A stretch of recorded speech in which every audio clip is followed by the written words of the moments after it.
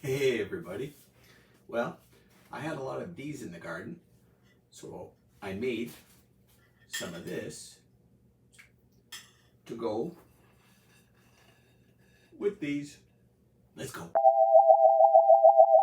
The first step to making a bean taco is to soak the beans overnight. You can use pinto beans, but in this case I use kidney beans. It's what I had.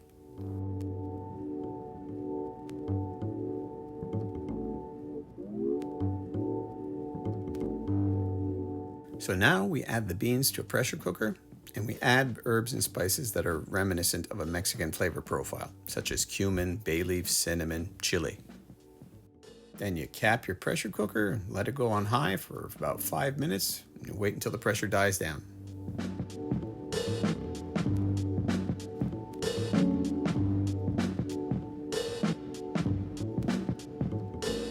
So in the meantime, we'll make a base of onions and tomatoes to cook down to put our beans over. Add everything from the pressure cooker, water, spices, everything, and cook it down till all the liquid evaporates and it thickens up. It's good.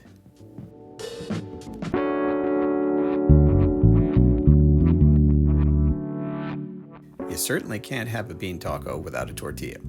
In this case, I made some by hand, but you can go out and buy them. They work just as well.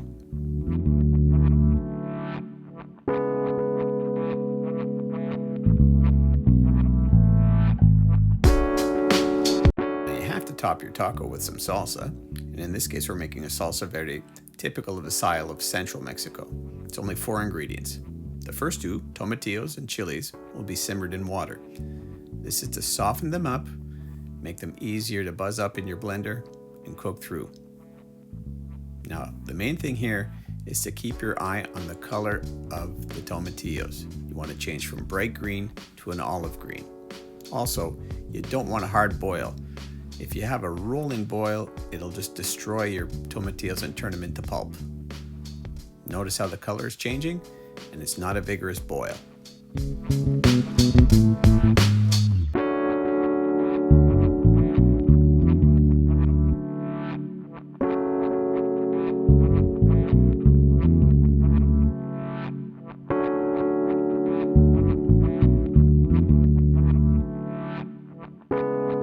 Now this is the color you should be shooting for, a good olive green.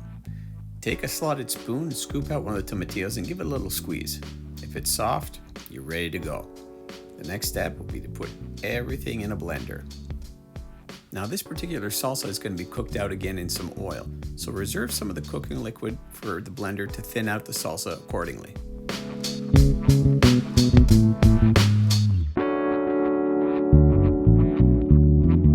The third ingredient will be some fresh cilantro. Now this adds a really nice clean flavor to our salsa. It's a very welcome addition. Then we're going to add our fourth ingredient, some garlic, add a little pungency, and also our reserved cooking liquid to thin it out before we put it into the frying pan. Save about 1/3 of a cup.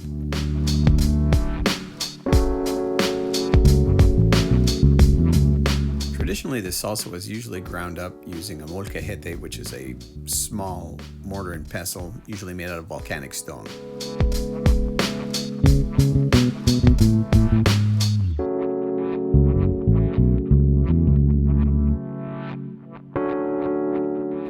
This particular salsa verde is a cooked version, or a salsa verde cocida.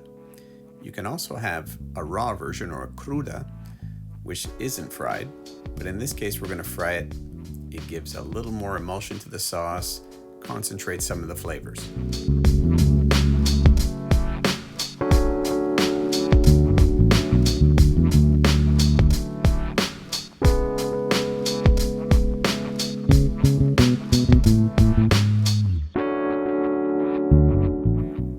Maintain a medium heat when cooking this salsa. If it's too high, you scorch it, gets bitter, it burns, just not desirable. Stir it on a regular basis, evaporate off some of the liquid until it thickens up. Now it looks pretty good. A lot of the water's evaporated off, starting to thicken up. It's going to taste good. So just add a pinch of salt, let it cool down. And there we have it. have it.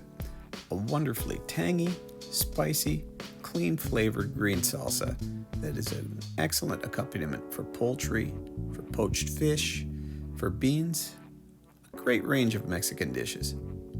Now you gotta think, Mesoamericans have domesticated the tomatillo for over 3,000 years. Here's a little taste of history.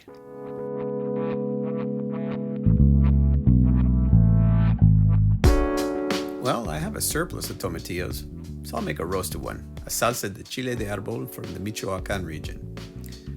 First, we take our good old tomatillos and we put them in a dry pan or in a comal. Basically what we want to do is toast them in the pan, medium heat, just to get enough of that smokiness and soften up the tomatillos. Now you can add 2 cloves of garlic with the skin on, because you don't want it to burn, and you roast them along with the tomatillos. Now once they're done, you add some dry chile de árbol into the pan, get them toasty, and you add everything into a blender with some water. You buzz it all up, and that gives you your salsa de chile de árbol. Very smoky, very tangy, really tasty. Share, like, subscribe, and keep on eating well.